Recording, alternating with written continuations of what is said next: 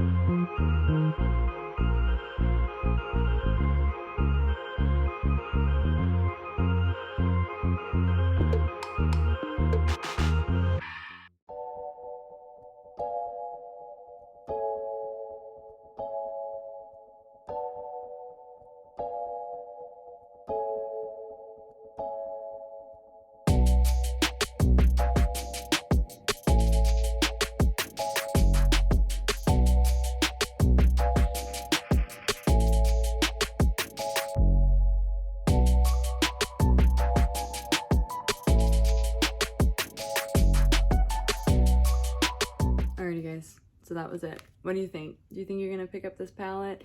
I did use one of the shades that says it's not meant for the eyes on my eye, but I only used like a tiny little bit, so hopefully it doesn't do anything crazy. Just keep in mind, a lot of the mattes in this palette are not safe for the eye, or they're not meant for the eye. So just be wary about that. If you are gonna purchase this palette, use it at your discretion. Again, I went ahead and used one of the shades, like just a little bit, and yeah, fingers crossed nothing crazy happens. I do have some exciting news coming soon. I want to wait until I get everything set up so that I can do a nice little video about it. I'm pretty excited. I'm really excited actually. So keep an eye out for that announcement. It'll be coming probably the first week of January. Again, I am going to do a giveaway when I get to 500 subscribers. If you have any like ideas of things I should put in the giveaway, definitely let me know. I am going to try and get at least 4 or 5 different things in it. So yeah, I'm excited about that as well. I'm having a difficult time speaking right now, so I'm just going to go ahead and end this here. If you enjoyed the video, be sure to like and subscribe so you can see future videos I'll be posting multiple times a week here on my channel. As always, thank you so much for watching, and I'll see you in the next one.